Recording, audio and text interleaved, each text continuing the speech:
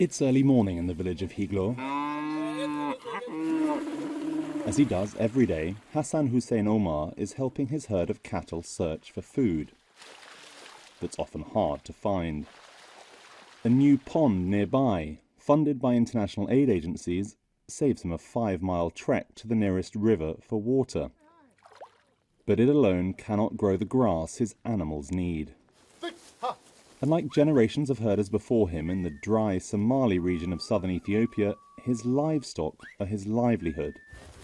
But climate change has started to threaten this traditional way of life. Green fields like this were few and hard to find during the past 3 years of deadly drought. The critical shortage of grass and water for the livestock led to their unfortunate death due to hunger and diseases. As a consequence, my community faced substantial hardships and challenges directly because of the drought.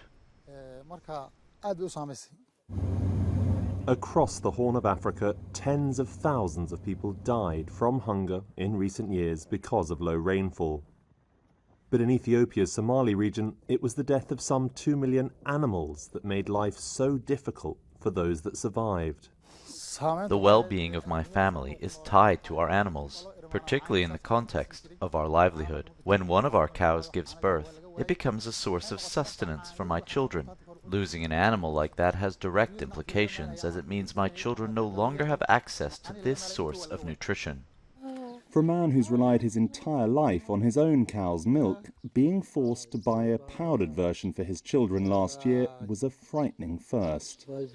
Hassan told us he lost 15 of his 25 cows and almost all his goats and sheep. If there's another drought, if you lose more animals, you can't get milk, you have less money. Is there anything you can do?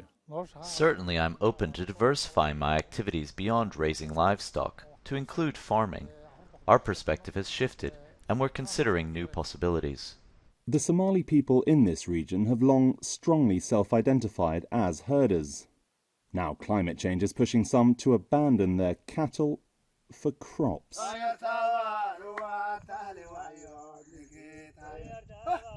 Mohammed Sufi Ali grew up herding, but now spends much of his time planting, picking peppers and praying that a new life might succeed. God gives us the gift of life, but our situation would have become dire if the droughts had continued and we had not worked hard and innovated. The innovation in his village of Ilan was a collective farming effort that seeks to forever change this community's food sources in the face of less reliable rainfall. The maize and bananas here grow behind a barrier that protects them from the desert, yet retains the river water pumped in by solar power. What was once a dust bowl, now a productive farm, but even so, such systems are far from fail-safe. We're about 70 miles from Ethiopia's border with Somalia, a region that's been devastated by the worst drought in more than 4 decades. The challenge that's been confronted by this community has led to them creating canals to grow crops behind me, and they're just starting to see that hard work bear fruit when climate change threw up an entirely new challenge in the form of flooding. The rising water too much for these tomato plants, for instance. But despite these difficulties, Mohammed's decision to diversify his food sources could be crucial if his own kids are to raise families here too. I thank God for my life, which I think is better than my father's and grandfather's. Farming is less risky than rearing livestock. They could lose all of their animals in a single event, which would have left them in a terrible situation. But I can hold on to a farm if I work hard.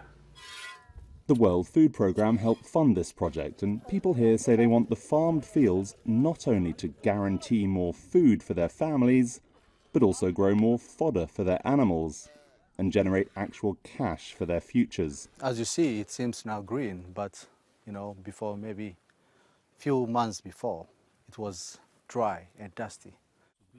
World Food Programme officer Elias Ibrahim is focused on creating similar food solutions for many Ethiopian pastoralists in regions like Somali that have been rocked by climate change. People are really in dilemma. How to change. You know, it's not only the change. So the question is, what kind of change? You know, changing people's mindset is I think, the toughest work, and also that really needs time. The severity of the last drought meant many in the Somali region lost everything, and that's actually helped accelerate the transformation in people's thinking. 2 years ago, this ground was little more than dust. But community labours helped unlock the land's potential. Hundreds of small hollow crescents were created, retaining water that in turn revitalises the soil. That's meant crop planting here is now possible. Among those toiling in the heat is Halimu Hussein Farah, a mother of 9. Farming would have been impossible without the project. This area would have been a treeless desert, just like surrounding areas. She told us her family lost almost all its animals during the drought, and her children barely survived. Now, though, she has hope, she says. Our lives have improved significantly since the start of this project. While our community as a whole faces economic challenges, those lucky enough to benefit from this project, including me, have seen a substantial improvement in our living conditions. The changing climate has challenged communities like this more than ever. But choosing to change a way of life in response should mean this landscape remains livable long into the future. For the PBS NewsHour, I'm Willem Marks in Higlo, Ethiopia.